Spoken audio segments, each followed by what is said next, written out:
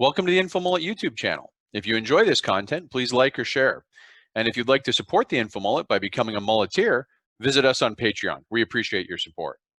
The next part of the Portland protest that I wanted to get into, what are the limits of federal arrest powers? So this was a big topic that came out with some viral videos that showed federal agents and federal officers in what looked like military camouflage gear. It wasn't military, but it was federal, with heavy weaponry, arresting people. And there's questions of they're not driving marked vehicles, they're not identifying themselves during the arrest. And I wanted to take this in two parts. I wanted to talk about the general context of federal arrest powers, because I think there would be a good backgrounder to get everyone on the same level set. And this is everyone's like, great, now he's going to become a lawyer. I'm not a lawyer. I don't have a law degree. I'm an analyst, but I am relying on Lawfare blog and their articles in there. They do a pretty good analysis. So I'm going to try and lay out the general rules. Then we're going to go into a specific case in Portland, and I'm going to try and as objectively I can apply these rules to what happened in that viral video. So first of all, within Department of Homeland Security is an agency called the Federal Protective Services, and they have the authority to protect all federal property. There's like 9,000 federal facilities in the U.S. Their job is to protect them. They were what was deployed in Portland under the pretext of the courthouse, the federal courthouse, and one of the federal plazas was being defaced, vandalized, arson, whatever you want to call it. That is their legal job, is to protect the courthouse. Underneath them, a bunch of agencies were sort of mobilized. You have from Department of Homeland Security, Department of Justice, you have groups like ICE, Custom Border Patrol, U.S. Marshals, FBI. These groups, including some fairly elite teams, like some hostage rescue teams, some elite high-value teams, they're being deputized under Federal Protective Services. This is lawful. You can say, take an agent from one area, I'm deputizing them under another area, and that creates manpower to perform your federal function. I feel kind of bad for these elite hostage rescue teams that are kind of like now assigned to the Federal Protective Service, because it's kind of like, I'm a Delta Force and now I got to go work for the mall cop. And no disrespect for the Federal Protective Services. I'm sure you guys do a great job of federal facilities. I'm not saying anything. I am a Fobbit-dwelling, clipboard-carrying, non-meat-eating analyst when I go overseas. I'm not doing the high tempo operations, but it's actually kind of like being an actual operator and being assigned to someone like me. It's got to be a little bit less glamorous. Anyways, the FBS has these agencies deputized underneath them. They move into Portland, and let's talk about the laws. Two sets of laws are at play. There are federal laws and state laws. And federal officers often are certified in the state they operate in to carry out the enforcement of local laws. So there actually are agreements on the book and by statute, which are what is the relationship between a federal officer and state authorities. Now, because of the supremacy clause of the Constitution, federal officers can always enforce federal laws, even in any federal law. If they personally observe a violation and they see it, they have the power as a federal law enforcement office to enforce that law. However, if they're enforcing state law, they have to abide by the certification they've received to do the state. So there are certain Oregon laws that they could enforce if they saw someone breaking an Oregon state law, but at least in the Oregon revised statutes, and it's section 133.245, to do that and enforce an Oregon law, they must identify themselves, the reason for the arrest, and transfer them immediately to local custody, a magistrate, local police. They cannot catch and release under state law. So all of a sudden we have this split. If a federal officer is enforcing a federal law, they can do it. If they're enforcing an Oregon law, they must identify themselves, they must state the reason for the arrest, and they must transfer someone to local custody. They cannot detain someone and then release them. What kind of interactions are we talking about when we talk about these laws and these powers? There are three kinds of legal interactions that law enforcement has with citizens. And I'm not saying like, you're at cafeteria and they're in front of you in the line and you're saying hi about the weather. I'm talking about legal law enforcement interactions. They're called contacts, stops, and arrests. And these are very well defined. They've been established by precedent, sometimes going 40 years back, Supreme Court cases, and they have to deal with the level of force being used to inhibit a person's freedom and a corresponding rise in the probable cause that a crime has been committed. And these are all interactions. You know, if you have a warrant, a grand jury's issued a warrant, that's different. You've got a warrant for someone's arrest, they're a material witness. That's all been worked through the grand jury. I'm talking about you're out on the street and you're having an interaction. So it's a contact, a stop, and arrest. And a contact is the lowest form of legal interaction. There's no detention. You can walk away. It's very consensual. It's basically if a cop comes up and says, hey, I want to ask you some questions. That's a contact or an engagement. They don't have to have any probable cause whatsoever to ask you that question. You don't have to talk to them, though. You could say, am I being detained? They say, no, you walk away. It's over, right? This is the lowest level of engagement. It's important to set this as the baseline because as we go up from here, it increases in the implication of force and the inhibition of freedoms and also the requirement to have probable cause. But if a cop wants to come up and ask you a question, they can do it for virtually any reason under the law. A stop is where you are detained to support an investigation. And a stop has a higher level because now the cop's saying, like, you need to answer these. I need to. And if you leave a stop, you may end up being arrested. It needs some form of probable cause. You need to have that the person in front of you has done something criminal to do a stop. And this is where, you know, a traffic stop, right? Well, they sped or they had their license plate was expired. There's some probable cause that an illegal act has been done that justifies the stop. And then, you know, from there, things can escalate. But a stop is to support an investigation. It has a low threshold. An arrest, this is where it gets really key on terms because this will come up in the specific case letter. An arrest is where you are taken into custody, transported to a location and detained for questioning. That means you've been arrested. Even if the word arrest doesn't come up at all, if those things have happened, you have been arrested. And there's a case called Dunaway versus New York, which describes this as an arrest is a person taken from where they were found in a police car or transported to a police station and placed in an interrogation room, right? If you are arrested, you must, and this is not based on a warrant or something, the officer must have good probable cause that you engage in a criminal act, not that you witnessed a criminal act, that you yourself engage, and it has to be a reasonable belief that you did these criminal acts, and that's the standard of probable cause. It's much higher than a contact. A contact, I go up, I just want to ask you some questions. I put you in the car, we're going downtown. I need to have a very solid probable cause case to do that. Now, when it comes to identification, there's a lot of confusion. There is no federal law that requires federal officers to identify themselves or use marked vehicles. And this surprises a lot of people because they're like, now, is it a good idea? Yes. I mean, as a citizen and a radical moderate, I think it's a reasonable assumption that in a free society, we should not have people in uniforms and unmarked vehicles going around using arrest powers. There's obvious reasons why not.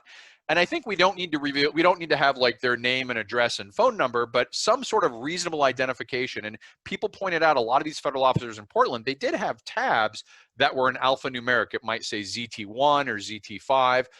But that's, you know, it's camouflage, it's in the moment. You need a big, clear identification so that I know and can explain to someone afterwards that in the heat of the moment, it was number 5 who I was dealing with. You can't hide these things and make them difficult to understand. I don't think that's reasonable. And in fact, a judge in a case that we'll get to later has suggested actually that federal officers in Portland wear sports style jerseys that have a big number on them that, like, you know, number 7 or number 32 or number 99, right? Some really large identification because there's a reasonable expectation that we should be able to identify the law enforcement actions we're working with. And so in general rule, you don't have to identify your vehicles by law, but it's probably a good idea. And let me pause here for any questions before we get in the specific case where these things all fell apart.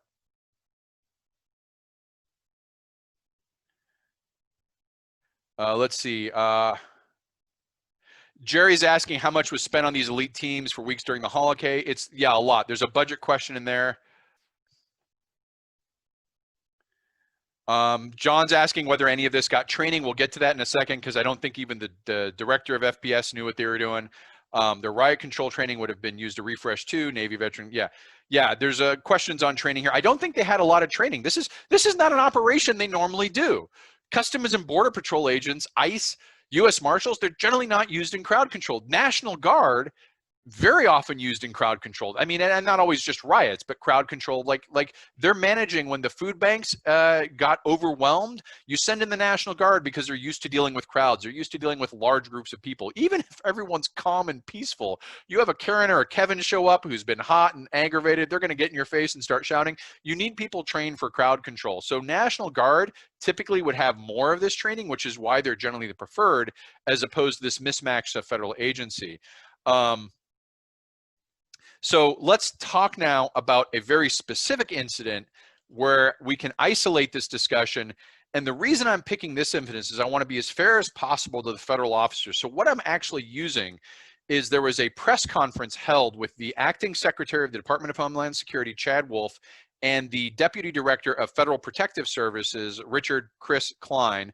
And remember, Federal Protective Services is the agency which has deputized everyone beneath it in Portland. And so this article is fully documented in Lawfare in the bottom, but this is a situation where they were asked in a press conference about a specific question, and they offer this as their rationale. So we can use this as a breakdown of, I just went from the general, but now we're using a specific instances using the words of Homeland Security and Federal Protective Services themselves. So what happened in this press conference was Acting Secretary Chad Wolf was asked, what exactly is the standard of probable cause that you are getting when your officers seize civilians? This gets to that probable cause. It's asking, are you doing contacts, stops, or arrests? Because those probable cause levels differ and the standards are different. The acting secretary turned it over to the deputy director. And remember, this is the guy who's the deputy director of Federal Protection Services. This is the guy whose agency has been responsible for Portland. Unprovoked, that deputy director volunteered to describe the viral video of the van. This is the video everyone's seen where the van, the two federal agents come up. It's not clear who they're with. They don't say anything. They don't talk to anything. They just grab the guy and throw him in the unmarked vehicle. So he volunteered to describe that incident. So now we're talking about a very specific federal officer explaining the context of a specific incident that has been widely seen. And what he said is that federal agents had observed this man in a crowd that was in an area from which pointing a laser had occurred at a federal officer. Now, to be clear, pointing laser at federal law enforcement or any law enforcement, it's a bad idea. It's against the law. It can blind them. It can hurt them. It's not a good idea. Don't do it. But the deputy director Klein's statement wasn't that this individual had pointed the laser. He was just seen to be in an area where a laser had emerged from. The agents followed him to ask some questions, and then this is important. Klein himself confirmed that they weren't going to, they didn't think he was the person using the laser because they would have just arrested him. They thought he might know something about it. So already we've established that this person has no probable cause for having committed the crime. They may know information that the feds want to know to lead to an arrest. What Klein described is, and this isn't part of the video, so this was really interesting context, and it's interesting the rationale and justification. He says, as the federal agents and officers approach the person, they see in the distance what he described as violent demonstrators coming in their direction. So they made a decision to take the man with them.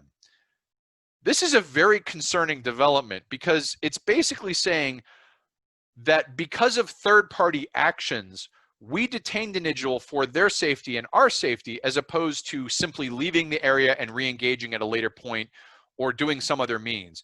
There is no constitutional justification of, I'm going to detain you because I think that that group over there is a threat. I mean, it's pretty easy to see how that could be abused in a wide variety of contexts.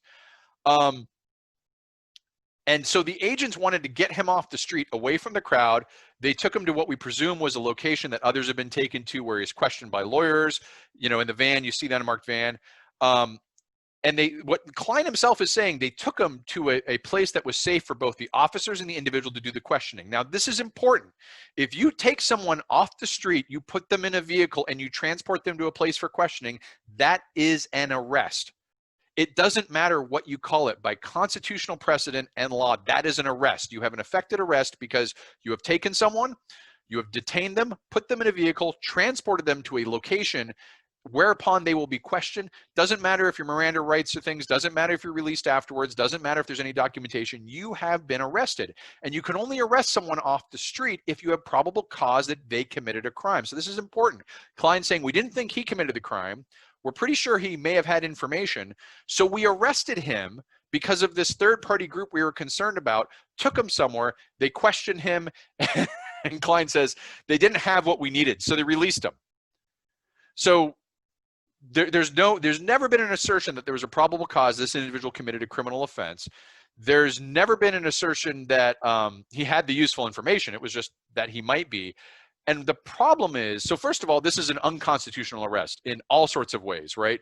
But the problem is Klein went on to describe this as being misunderstood, and it wasn't a custodial arrest, which is a technical term for this arrest. He's like, oh, it wasn't a custodial, it was just an engagement.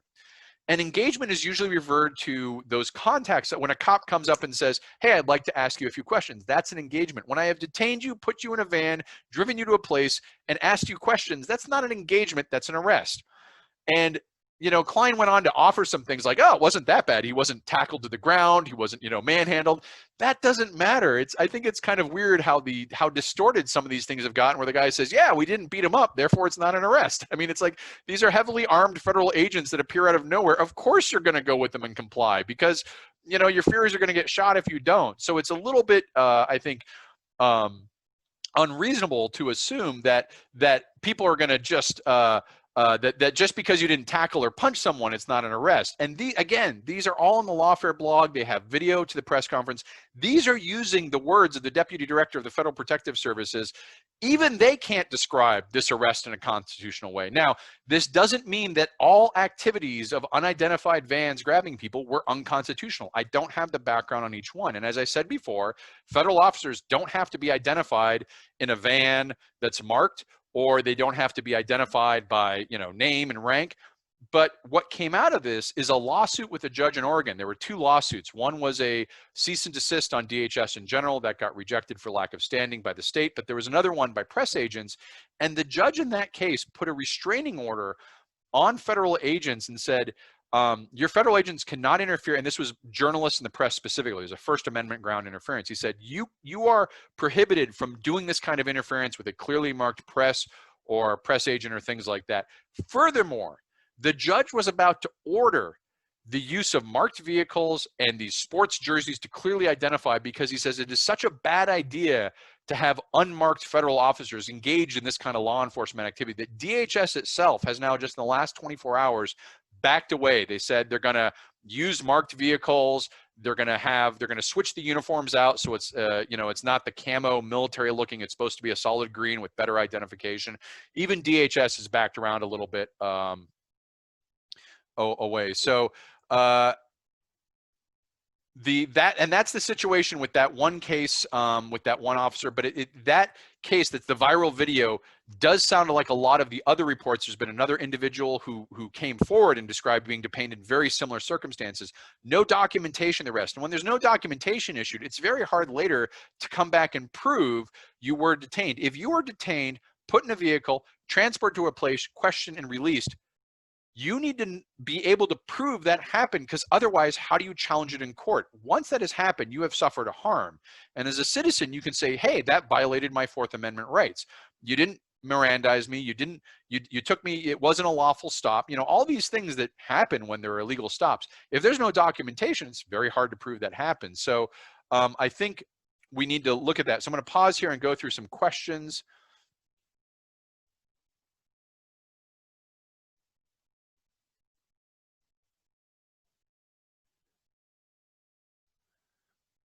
Jay's asking, anyone do a count of how many marked vehicles were burned early on in the protest? Because I wouldn't want to put a detainee I was responsible for on one of these days. I think that's a reasonable thing. There's a reason to use unmarked vehicles. On the other hand, I think we have to weigh that against public interest, right? The resources of the federal government and state polices versus the resources of an individual on the street, there's a huge disparity. And yes, we could say that there's a danger of putting someone in a vehicle that might be burned, but I know of no case, not just in these protests, but going back years, where someone has been in a detained vehicle and protesters have lit that vehicle on fire and caused harm to them. So I think we have to weigh, this is why states have massive amounts of budget, right? There's a disparity of the power when someone comes to you. So, and I think it's reasonable to say the vehicle can be marked, and if it's such a violent or dangerous area, maybe that's not where the arrests are being done in this kind of nature. So I would argue the edge case, but it is an edge case. I understand the valid reasons, but the video we saw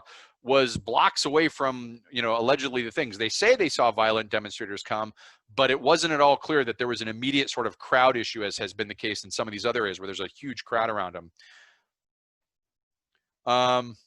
Oh, someone came with a cure for herpes. Asmaraz, I'm if you haven't found the cure for herpes in the feed, I just hit it. So too late now. I am at the point where I am popular enough to get spammers mid-feed. So Trisha asks, has this ever been used to defend against a charge of resisting arrest? If they don't identify themselves, how could they argue that someone knew there was an arrest to resist? Actually, so in the Lawfare blog, there's 3 major Supreme Court cases I've listed.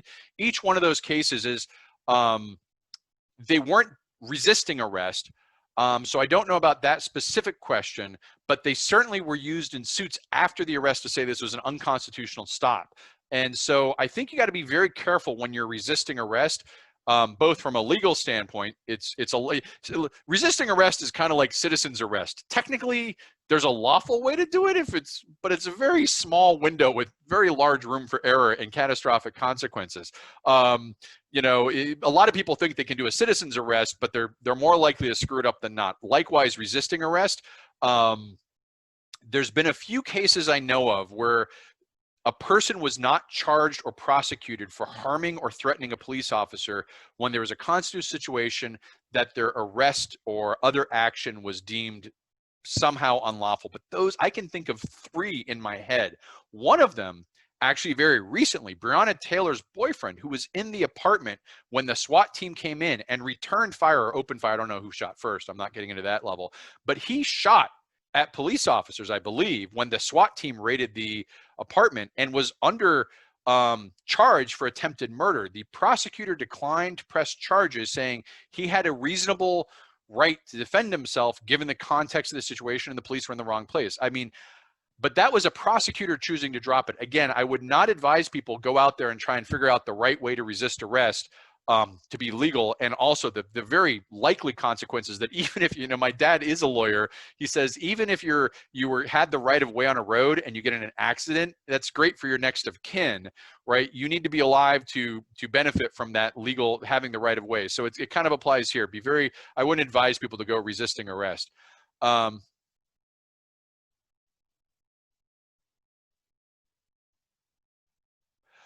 So Trisha's asking about stop and frisk policy with the probable cause. So this is the challenge of, and I don't want to get too far into this because we're already at an hour and I did want to get to China, but this is good.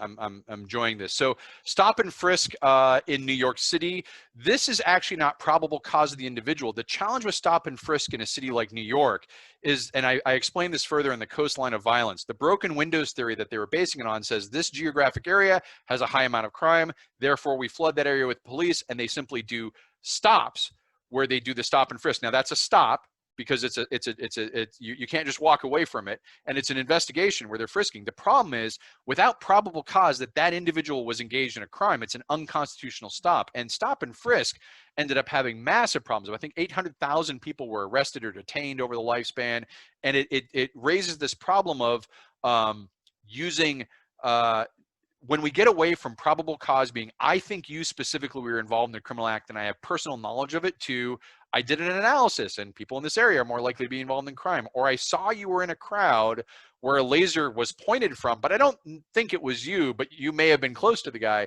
When you get away from these strict probable causes, you get into really gray areas that get very murky. And again, this creates a hardship for officers enforcing the law. I recognize that, but that's why they have resources. That's why they have tools. That's why they have training. That's why they have all of these laws that are in theory to help them, because we recognize that's difficult. So we give them lots of things and ask them to comport with the Constitution, of which limits the government overall.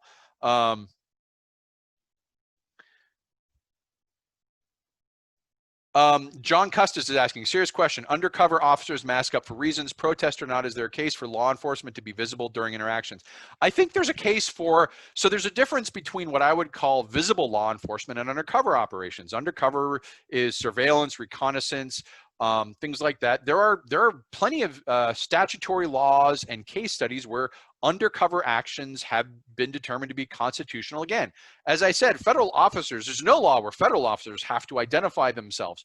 But if you're in a law enforcement, public-facing, crowd control sort of way, I say in that situation, you have to be identified, you have to be visible, you have to be somehow marked. I'm not saying, name and social security somehow mark number, but somehow you have to be recognizable as a valid form of law enforcement. How do I know that you're doing an actual job versus some guy who's got a concealed carry, or maybe not even that, claiming to be law enforcement and impersonating? I think there is a valid distinction. I don't want to get too far in it on this case because I want to get to China, but no, Tricia, you're fine. These are good conversations. This is a good conversation. I may split some of these up into segments here.